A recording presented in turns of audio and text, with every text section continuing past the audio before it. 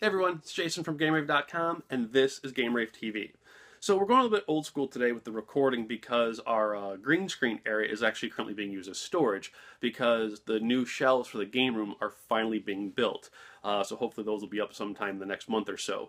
I cannot wait, you have no idea. So that being said, let's get to this episode. For our newest subset collecting segment, I wanted to finally discuss the 500-pound green elephant in the room.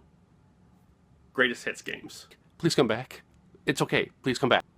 In all seriousness, greatest hits games aren't really as bad as you think they are. Please don't change the channel. Please. Now, the concept of greatest hits games isn't new to the industry. In fact, they've been around since the Nintendo era, or even the Atari 2600 days if you count the red box label setup.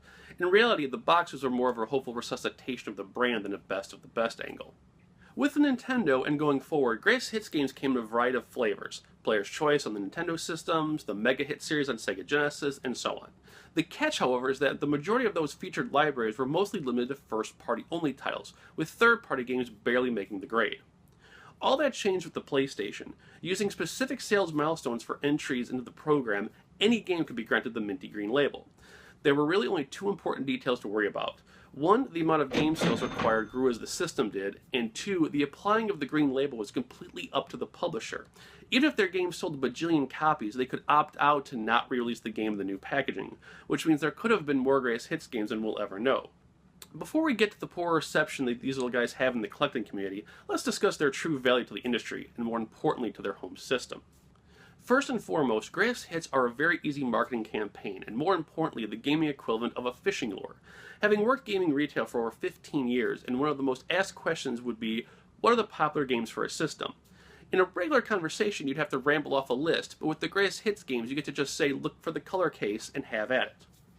Even better, if you have multiple publishers on board, you don't just have to have the top-selling games, you have the top-selling games in multiple genres.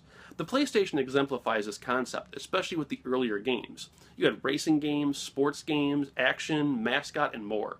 This sends a positive message to the consumer, as they know they'll have a ton of popular games to choose from. In fact, from a strictly quantity standpoint, the PlayStation 1's greatest hits list is so large it dwarfs certain systems' whole libraries. It can also be a true eye-opener to what defines the average gamer. Obviously you expect Final Fantasies and Metal Gears to be on there, but Dukes of Hazzard and Stuart Little 2 might make you take a second gander at the case to see what the hubbub is about. Second, though not really used in the original PlayStation, it allowed publishers to essentially re-release their games with extra content and give them a second life. While this truthfully only applied to Jurassic Park on the PlayStation 1, PlayStation 2 would see games like Virtua Fighter, Namco Museum, and Sonic Mega Collection gain extra content. The obvious Gold and Game of the Year editions on newer consoles speak for themselves. So, some of you are probably wondering why I was so nervous in the beginning of this video. It turns out greatest hits games cases are seen as ugly and sinful to some collectors. The bright colored bands, obviously done to grab the consumer's attention, is just too much for some to sit on their shelf with the regular releases. I've never really had that issue with them myself, but then I'm a variant collector and I love that kind of thing. What is peculiar though, are the color choices the various companies use. Green makes sense in that it's universally known to be a sign of going, as in, you should go play this game. With the PS2 and PS3, Sony changed up to red, which is a mixed signal, literally. In traffic, you're supposed to stop, but in the world of ties, it means power. So that perhaps they were thinking, stop to check this game out. The GameCube is probably the most notorious, with its bright yellow spines, a color universally associated with caution. The two systems that got the greatest hits releases right as far as color goes are the Xbox series with their gray Platinum series and the Dreamcast orange Sega All-Star set. With Xbox, the colors are more comforting than popping, and the silver gave off a more prestigious air than a rather contest vibe. The Dreamcast worked brilliantly because the game cases played off the system's default orange power LED theme. This is especially true for the games originally released in the white cases. They just look so much more badass with the black and orange setup. If you're curious to see what made the PlayStation 1's greatest hits list, as well as the Dreamcast Sega All-Stars, check out the links below to our website's master lists.